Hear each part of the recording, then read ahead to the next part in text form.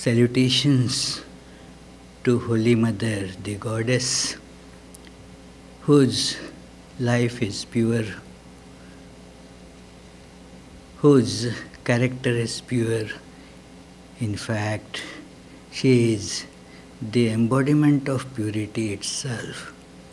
These are the words from the famous hymn that Swami Abhedananda wrote for Holy Mother Sri Sarada Devi, whose birth anniversary we are observing today with various different programs.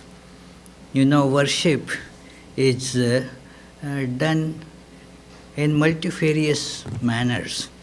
Rituals like offering flowers or showing incense or candle, and offering fruits and food. That is one type of service, one type of worship. Then there is the worship where we sing about the deity to be worshipped. We chant many beautiful hymns about. So we were having that also in addition to the ritual worship. Then there is another important part of the worship is to meditate, think about the message that emanates from such personality. And the worship that is being done by our mind to absorb the message. And it requires, thinking and trying to, contemplate on the message. And that is why this symposium has been arranged.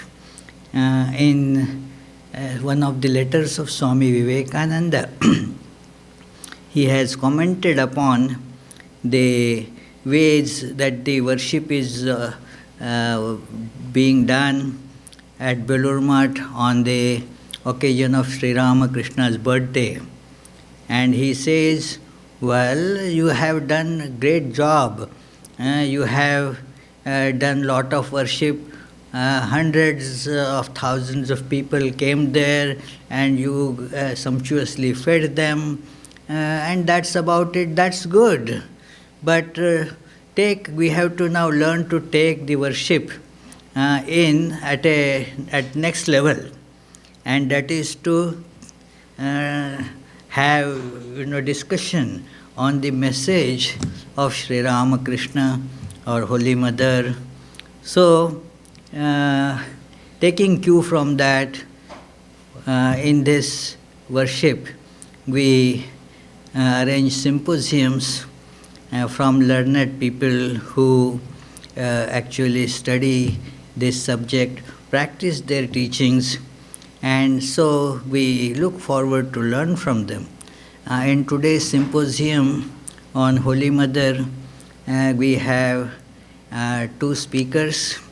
Both of them had spoken here before multiple times, and both of them are good students of the literature of Sri Ramakrishna, Vivekananda, Holy Mother. I request them to please come forward and sit here. She is Pamela D., connected with Vedanta Society for decades, and then she is Mukta Puranik. She is also connected with Ramakrishna movement right since her very childhood days. I know personally that her dad used to bring her, carry on his lap, and that this is, my daughter. And so since that time, she has been connected, very brilliant lady. And so we are in for an intellectual and spiritual feast with these two wonderful speakers. I first request Pam to begin her talk I had suggested this topic to her that please speak about a great incident in the life of Sri Ramakrishna and Holy Mother, that is Shodashi Puja.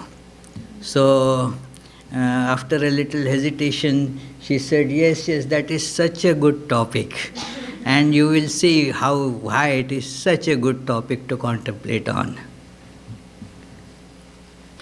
Dear Swamiji and friends, tonight I will be talking about a most auspicious and pivotal event in the lives of our Holy Mother, Sri Sarada Devi, and our Master, Sri Ramakrishna. On this very special occasion, Sri Ramakrishna performed Shodashi Puja with Sarada Devi, transforming her from his wife to the Divine Mother. Let's see how this happened. Shodashi, according to the Tantric texts, is one of 10 different forms of the Divine Mother, or the Maha Vidyas. They take on various forms according to the time and situation. Shodashi is the most benign and purest of these forms. Shodashi can be worshipped as a clay image or as a young, beautiful girl around the age of 16. Sri Ramakrishna had begun his sadhana by worshipping Adya Shakti, or the primordial power, in the image of Bhava Tarini Kali of Dakshineshwar. But on June 5th, 1872, on the new moon day, a special worship was done called Phal Harini Kalika. This represents Mother Kali destroying the effects of past deeds. Devotees gathered in the decorated Dakshineshwar Kali temple. There was excitement characteristic of temple festivities. However, that day, something else was going on. Sri Ramakrishna had made special arrangements for privately worshipping Sarada Devi in his room. Rather than performing puja at the temple, he planned on worshipping the same Adya Shakti, or Shodashi, in the living form of Sarada Devi. While the festivities were going on in the temple, the master's door was closed. Within his room, preparations were being made for the Shodashi Puja. For a moment, let's transport ourselves into this sacred room that pulsed with love, and let's look on so we can really feel what transpired there. The master had asked Sarada Devi to come to his room at 9 p.m. By then, others had finished all the arrangements. She arrived, leaving the two of them alone. She was 18 years old at that time. The Shodashi Puja began. The master sat near the western door facing east. He finished the purification of the materials and did other preliminary ceremonies. He then beckoned Holy Mother to take a beautifully decorated seat that was set apart for the Shodashi worship. This was on the right side of Sri Ramakrishna. She sat down on this seat facing west. Holy Mother watched the worship and was in a mood of spiritual fervor. She obeyed the Master's direction.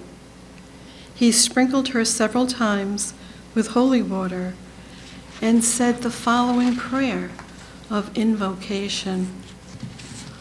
O Divine Mother, Thou, eternal Virgin, the mistress of all powers and the abode of all beauty, deign to unlock for me the gate of perfection.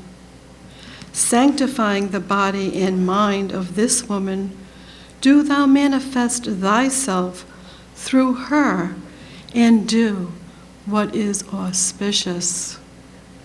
Then the Master identified the Holy Mother with Shodashi through the ceremony of Nyasa. This consisted in touching different parts of her body with appropriate mantras and identifying them with different parts of the deity. After that, he offered her worship with 16 items, as one does before the divine image. In the course of it, he applied red paint to her feet and put a vermilion mark on her forehead. He then dressed her with new clothes and gave her sweets and betel leaf in her mouth. All through the worship, Holy Mother was in a state of semi-absorption, and by the end was in deep samadhi. The Master, too, was in an ecstatic state while doing the worship, and by the time it ended, was also in samadhi. In that transcendental union of the spirit, the worshiper and the worshipped realized their identity of actually being existence, knowledge, and bliss absolute. They passed a long time in that state of spiritual absorption. And then the Master regained a little physical consciousness. What had transpired was golden. In a supreme act of consecration, the Master resigned himself completely to the Divine Mother. He offered the fruits of his austerities, his rosary, himself, and everything that was his. He then uttered the following mantra.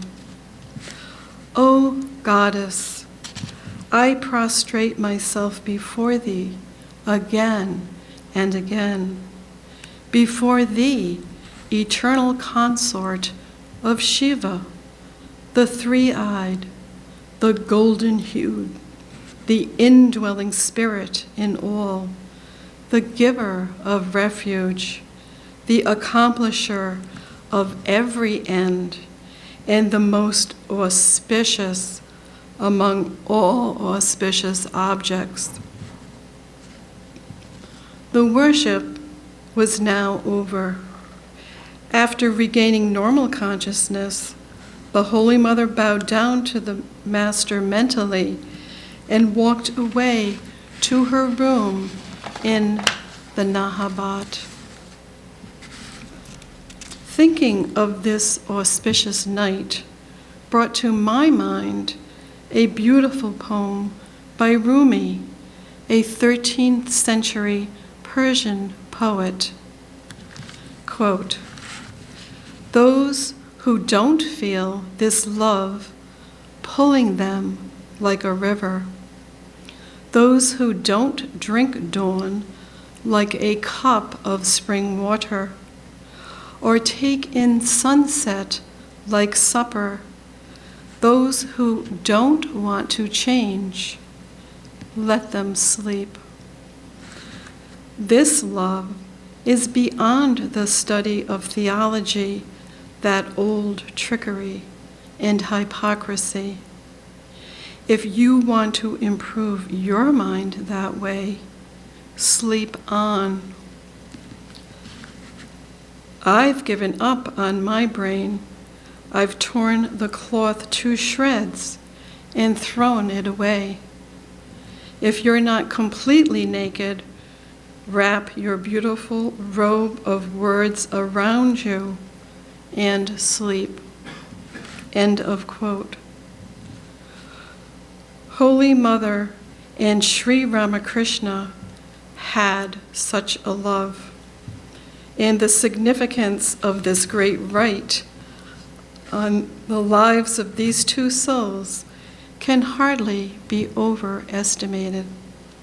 For the Master, it signified the final triumph of the spirit over the body and the destruction of all that is animal in man.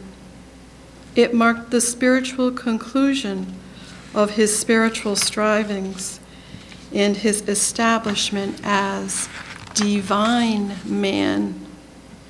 For Holy Mother, it had a significance of equal importance. The Shodashi Puja was a landmark in her life and ours as well. The Master invoked in her the same energy that was manifesting itself through his own personality, the presence of Divine Mother. They both became the venue of expression for that energy from that day on. By the performance of that great rite, he virtually made her a participant of all his austerities and spiritual attainments. On that very special day, she became a full sharer in the spiritual glory of the Master. Sarada Devi's future actions were all, therefore, devoid of any personal object, but meant to fulfill the great mission that was being worked out through the Master. Therefore, it could be described as two bodies actuated by the same spirit, that of Divine Mother. The Master left Sarada Devi to become the motherhood of God. She learned from him to become a world teacher, the divine and the human manifested side by side, and how the active life and the contemplative life can coexist. For the rest of Holy Mother's life, she helped the Master in his work through personal service. After his passing away, his mantle fell on her, and through a long period of spiritual ministry, she fulfilled what he had left unfinished. In closing, I would like to share a wonderful poem by a 15th century poet saint, Kabir, that seems to suit this occasion. Quote, "O Sadhu, the simple union is the best. Since the day when I met with my Lord, there has been no end to the sport of our love. I shut not my eyes. I close not my ears. I do not mortify my body. I see with eyes open and smile and behold his beauty everywhere. I utter his name, and whatever I see, it reminds me of him. Whatever I do, it becomes his worship." The rising and setting are one to me. All contradictions are solved. Wherever I go, I move around him. All I achieve is his service. When I lie down, I lie prostrate at his feet. I am immersed in that one great bliss, which transcends all pleasure and pain. End of quote. To reflect, we have learned together all that happened on that life-changing night. But shall we take a deeper look? Can we really imagine the full surrender of ego that it took for both of them to be such open and clear channels? Are we ready to let go in this way? But for them, on this unforgettable night, the wave truly did disappear into the ocean. Let's not have this be a past event that happened in the 1800s. It is our duty to keep this energy alive and carry on Sri Sarada Devi as the universal mother. Let's always remember this sacred Shodashi Puja and carry it on in our hearts and in our lives. If Sri Ramakrishna and Sri Sarada Devi can go to this level of surrender, then so can we. It is what they both would want for us. Sri Ramakrishna tells us, don't be small-minded. Do not pray for gourds and pumpkins from God when you should be asking for pure love and pure knowledge to dawn within every heart. End of quote. So in the new year of 2016, let us move forward in continuing to honor Sri Sarada Devi as the universal divine mother and attempt to bring her qualities into our lives. Jai Ma. Thank you. Now I request Mukta Puranik from New Jersey to give her oration. I would first like to thank you, Pam, for literally portraying the picture of Shodashi Puja in front of our eyes in her blissful divine voice. My subject is relevance of Holy Mother life for modern women. You may find this title very intriguing. How can Holy Mother's life, who was born over a century ago, be relevant for today's women? In order to answer that, I would first like to explain my idea of modern women. She's educated, she's independent, and actively busy managing her household activities, her professional commitments, her family requirements, social obligations, along with her own ambitions and interests. Her everyday life is full of challenges and struggles in balancing across her various priorities and these assumed responsibilities. Amid such a frenzied lifestyle, she aspires for being successful in every facet of life, yet achieving peace and bliss. You may think, how Holy Mother can be an ideal for a modern woman when there are more dissimilarities in the circumstances than similarities? How can Holy Mother, who belonged to a previous century with significant social contrast, was not formally educated, be relevant for today's women? There lies the significance of Holy Mother's life. The way we apply the ancient principles taught by Bhagavad Gita in today's modern life, I feel, principles taught and led by Holy Mother hold true even today and can be applied by the modern women. They are the universal principles beyond any limitations of time and space. I was thinking about this topic and I deliberately decided to keep Holy Mother's divinity aside because it provides a very easy escape for human mind to say, oh, she could do so because she was divine. For an ordinary soul like me with so many limitations, I can do this.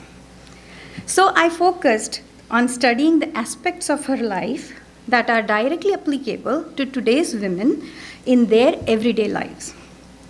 So everyday life of today's women can be characterized into 4 primary relationships. First, her relationship with her significant other, her relationship with her children, her relationship with professional and socio-economic environment, and last but not the least is her relationship with her inner self. And I would like to view Mother's life in these 4 aspects. So let's see Mother's relationship with Sri Ramakrishna, Mother's relationship with her children, Mother's connection with the rest of the world, and Mother's connection with her own self. So let me start with her relationship with Sri Ramakrishna.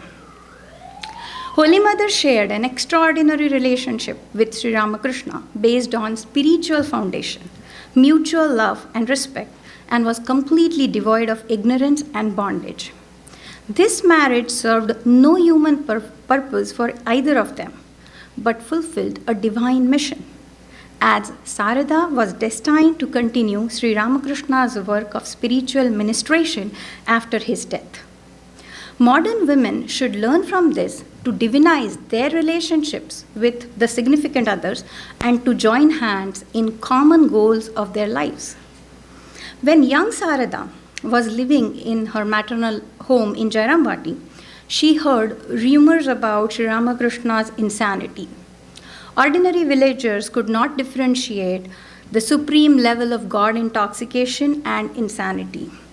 She was perturbed to hear the comments of villagers about Sri Ramakrishna. She must have been anxious at the thought of possible rejection by her husband, who had taken monastic vows. No one was there to provide her support or guidance. Yet, she took an independent and courageous decision to travel to Dakshineshwar and serve her husband. Today's women can learn such independence in making tough decisions and courage to face the odds of life. We correlate the independence and courage with modern education and financial empowerment. But from Holy Mother's life, it can be seen that it comes more from the inner strength of personality. After coming to Dakshineshwar, she told Sri Ramakrishna that she had come to help him realize his spiritual ideal. She had no other worldly expectations. She learned the practical and spiritual aspects of life from Sri Ramakrishna. She adapted her life completely to serve Sri Ramakrishna and his devotees in that unfamiliar environment at Dakshineshwar. He was fully aware of Mother's potential. Shortly before his passing away, he mentioned to Mother, "You will have to do many things. This is not my burden alone." This depicts the equality in their relationship and his confidence in Mother's strength, her potential.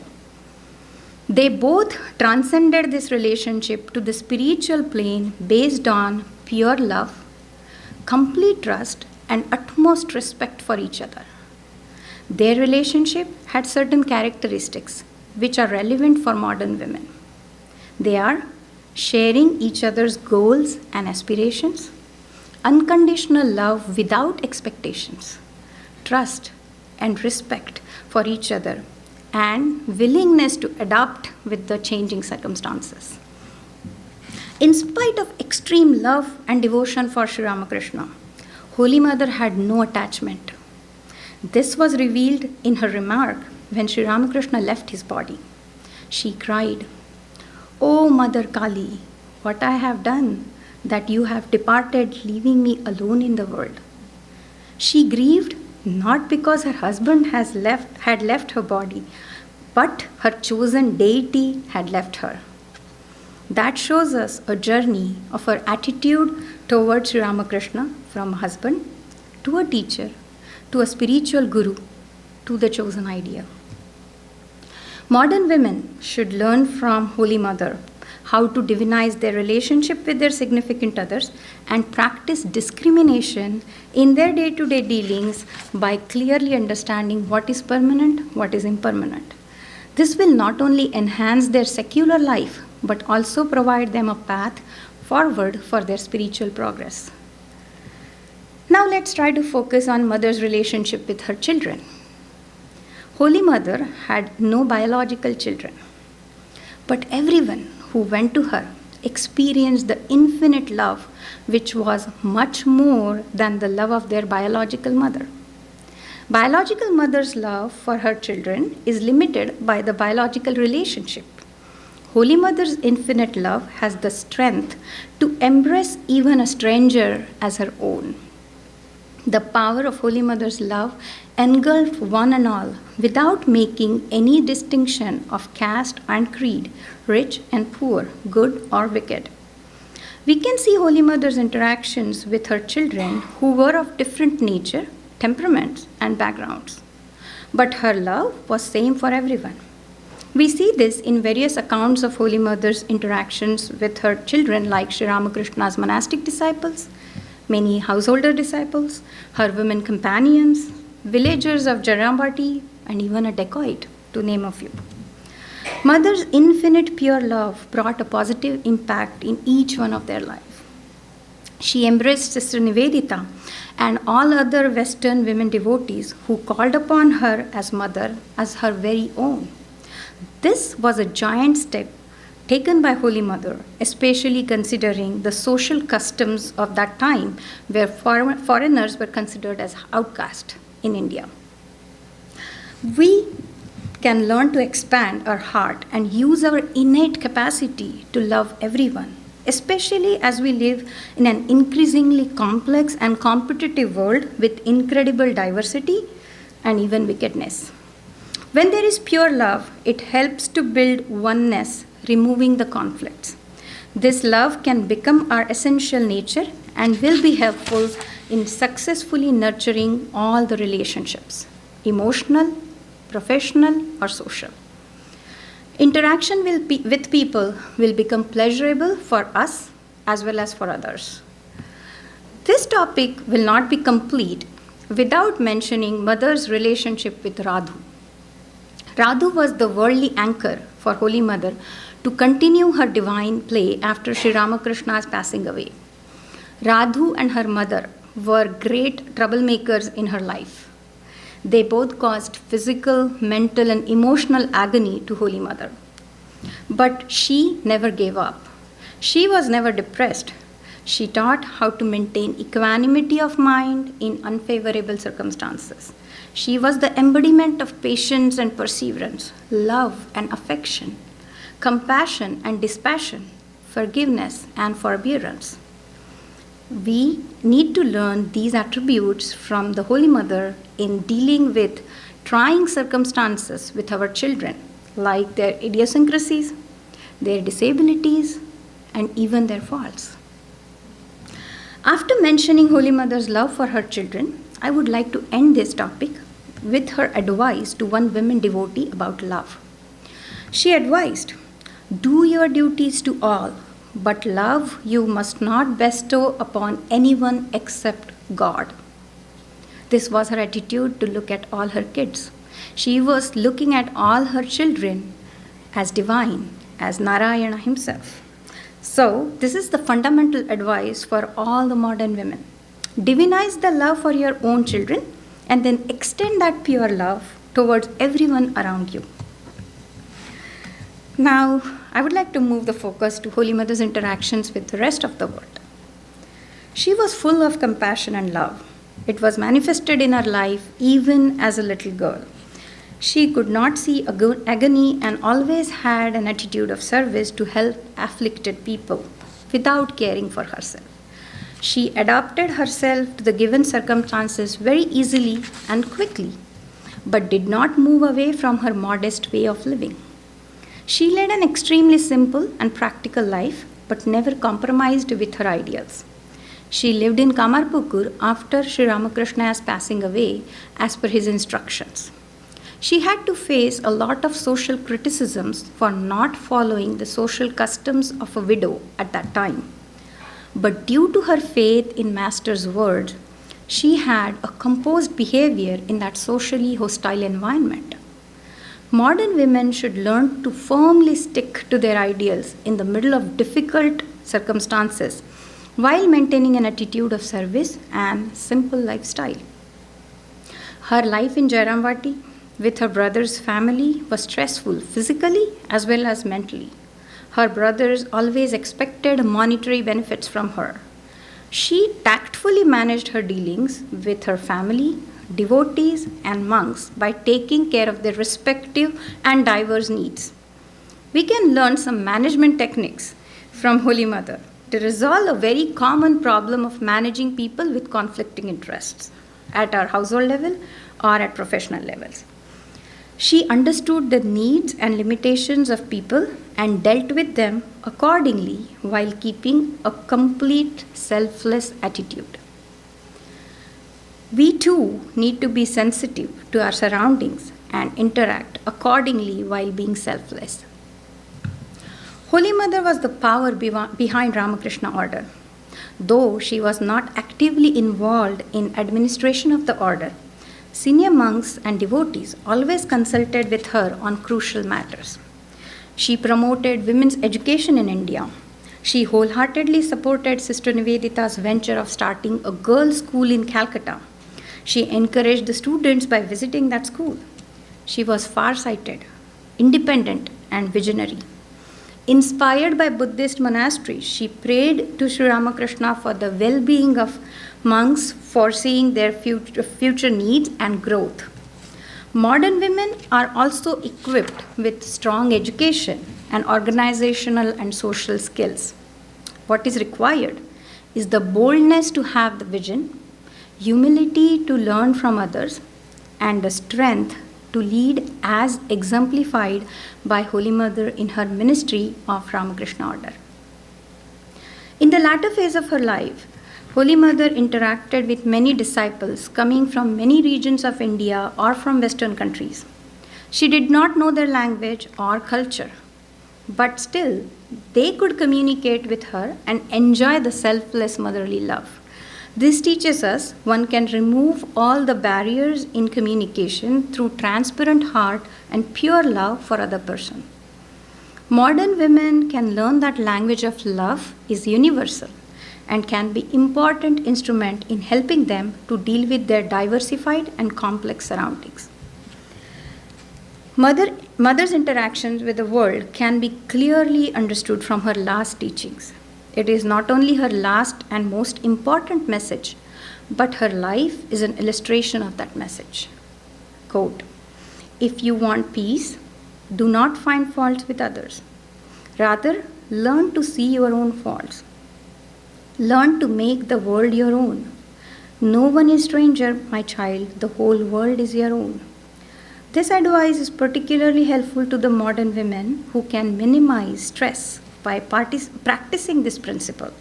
Sincere practice of this advice will assist them to lead a harmonious and peaceful life free of conflicts. Now let's move to the last facet of Holy Mother's connection with her own self. Before we even start discussing this, I would like to contemplate over the idea of self. What is our awareness of self? Ordinarily, self is associated with body and mind. Hence, all our efforts are directed toward gratification of body and mind. Our happiness and misery depends upon the pleasures and pain of body and mind. Holy Mother's awareness of self was not limited to her body and mind. She identified herself with the entire world, with the Lord as the essence of the world. All her interactions were predominantly governed by this awareness, She felt the whole world as her own.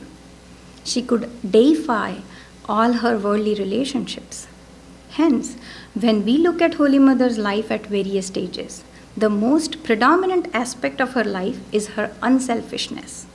If we look at her life as a young, responsible girl, busy helping her maternal family, or as a dutiful wife serving her husband Sri Ramakrishna at Dakshineshwar, or an obedient disciple leading her life at Kamarpukur as prescribed by Sri Ramakrishna after his passing away, or as a loving mother of her innumerable children, everywhere we see that she did not have any personal motive or desire. She was doing all her duties or activities as they came her way with enthusiasm and vigor, but without any expectations. Her active and busy life never became an obstacle in her spiritual practices. She performed all her spiritual practices diligently and regularly. She sacrificed her physical comforts to be able to perform her practices. The other predominant aspect of her life was her simple and modest life. She lived like an ordinary village woman throughout her life. Fame, tremendous respect given by the devotees, her recognition as the Guru, nothing changed her simple lifestyle. Today's women's life has become very busy, hectic, and hence self-centered. In this situation, efforts can be made to learn from Mother's unselfish, desireless life. A modern woman needs to take up an earnest inquiry into the nature of herself. This inquiry will help her gradually expand her awareness of self from the body to family, to community, and eventually to the entire world. Then there will be no conflict, no agony. Love and peace will prevail in her life. This will fulfill her objective of having a blissful and peaceful mind, nay, the objective of her human life as well. I would like to conclude all my thoughts with a quote from Swami Vivekananda on Holy Mother. Quote, "Our Mother is a vast reservoir of spiritual energy, though outwardly calm like the deep ocean. Her advent marks the beginning of a new era in the history of India. The ideal that she lives and teaches will not only spiritualize the efforts for the emancipation of women in India, but will also penetrate into and influence the minds and hearts of women all the world over. Mother represents the highest expression of womanhood, especially in India. It, motherhood in parenthesis, is an innate instinct in every woman, the signs of which might be discovered even in a little girl. Motherhood is the true expression of divine love, sublime, noble, and broad as the sky. As a modern woman, we must embrace the social and scientific advancements, but we must remember to connect with the eternal principles as lived and taught by Holy Mother for us to be fulfilled in our lives. And I would like to take opportunity of today's wish-fulfilling tree day to seek these blessings from Master to fulfill that wish for all of us. Thank you. Well, friends, really, like you all, I too was immensely delighted to listen to these two wonderful presentations on the life of Holy Mother. And they complemented each other so well. It is that the Shodashi Puja is a very important event, although just the reading of that event may not really underscore the tremendous importance of it. It is where Sri Ramakrishna, an incarnation of God, offers all the fruits of his spiritual practices at the feet of his wife. And That is the awakening of the divine mission that lay before Holy Mother. The Shodashi, as it was very nicely explained, that it is a Mahavidya form of Mother Kali. And Mother Kali's this particular worship is done or has been done at that time on what is called the new moon day called Falaharini, Falaharini Kali Puja. So on that particular new moon day, Mother Kali is worshipped as Falaharini, means the one who absorbs the results of all our karma. All our karma is kind of absorbed there, and thus we get liberated. Now the karma is what is binding us, and then Mother Kali, in the form of absorber of all that, is the liberating force. And Holy Mother was enshrined in this great role. On last Sunday, I had occasion to say a few words about this, so I am not going to repeat, but it is important to remember that this is really bringing out the wonderful mission that Holy Mother was performing or was going to seemingly perform.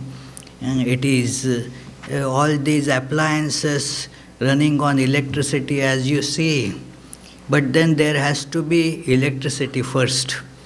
Without that, none of these appliances are going to be functional.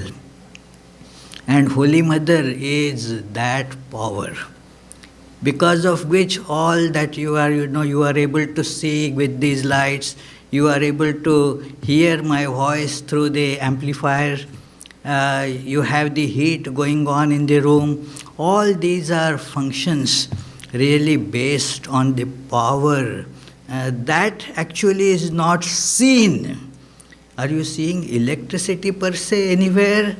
No.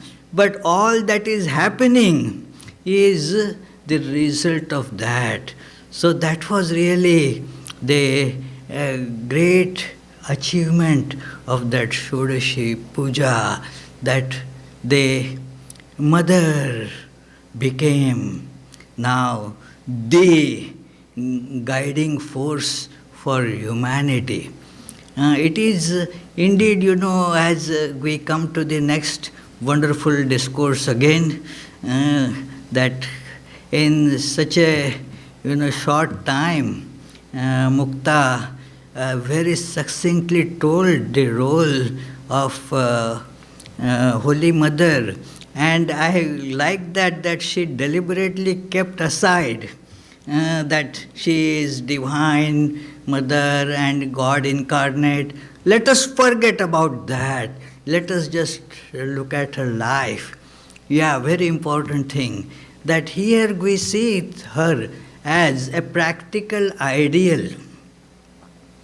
Practical ideal. And as Swami Vivekananda remarks in the quote that she gave there, that she will be the ideal for Indian women. Not only that, even for the women world over.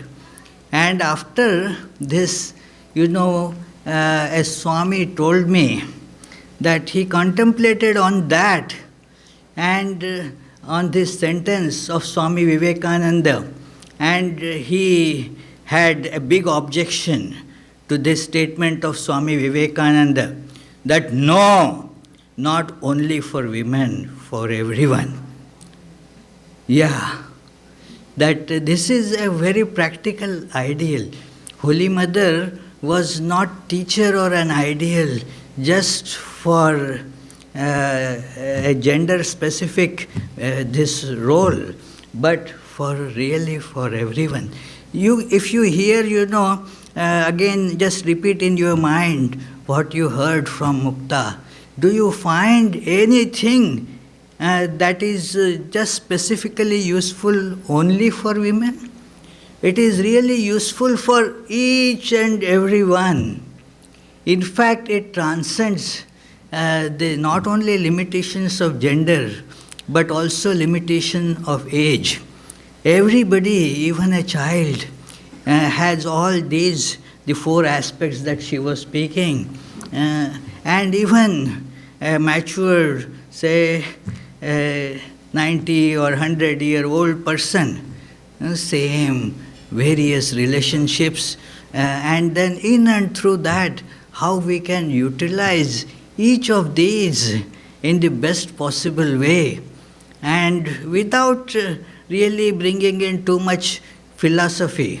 Just look at the life and see the practicality of it. That we really want, who doesn't want love? Everybody wants love.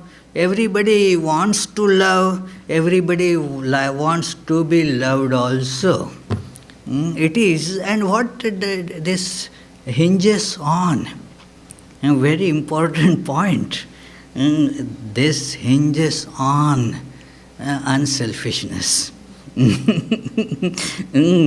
It is something that is similar in appearance to love, but it is really completely opposite of love.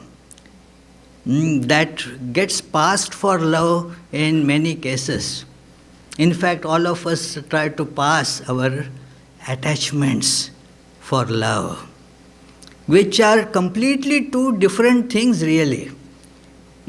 Our attachments, what do they do when we are attached?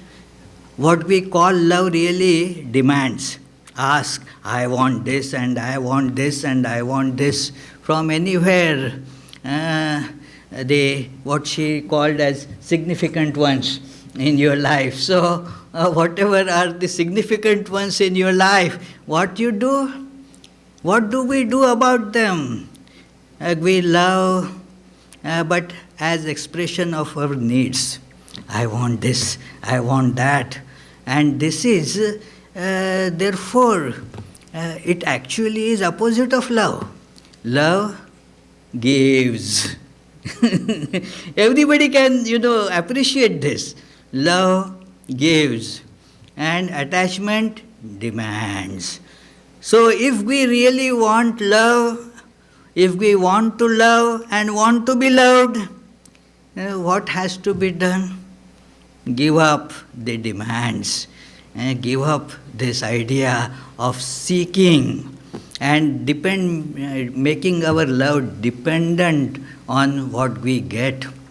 This is a great lesson, friends, from looking at the life of Holy Mother, just practically, without any theorization, without going into the deep philosophy of love and so forth.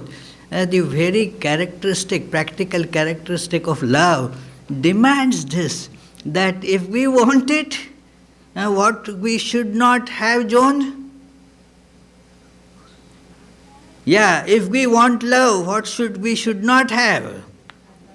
Attachments, right, Yeah, exactly. Attachments we pass for love. We don't think that it is opposite of love. It is, it is a great training that we need to have from Holy Mother's life. Tremendous love. Can anybody match that kind of, love? And yet, not an iota of attachment. So that is how, in fact, the love is. So that is a very important thing. And then as we were looking at, how Holy Mother's life can become a great guiding force in our life, as she began that woman in that old 1800s, and also living in some little hamlet, never crossed the borders of India, never gave lectures, never went to any university, in fact was illiterate. How can that woman be our ideal? How can she be a guide to us? She has to have some university credentials, I mean, that she is PhD or something like that. But the beauty of Holy Mother lies here, that all these ideas that we have of somebody becoming a teacher for us are dependent on only some temporal things. The problems of, women as well as that of men, they are some of them related to, these times and these times, this place and this place. But most of the problems that we face, they are not dependent on the times. And so therefore, Holy Mother expressed this, that look how one can be happy in one's life while doing whatever duty that comes to our way. She is actually the ideal of all the yogas that Swami Vivekananda speaks about. And so it is, one can in fact keep on thinking about it. It is a great, ideal for, what is called the feminism. That it sometimes takes the turn that as if imitating men is going to liberate women. It is not so.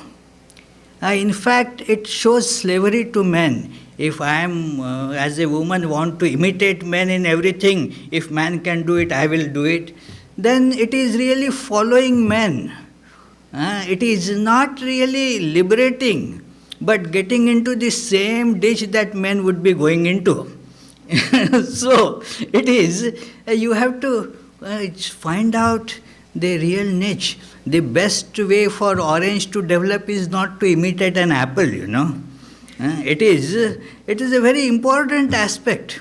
And Holy Mother describes it so beautifully in her life, that look, as a woman, you can achieve the dizziest heights of achievement in life.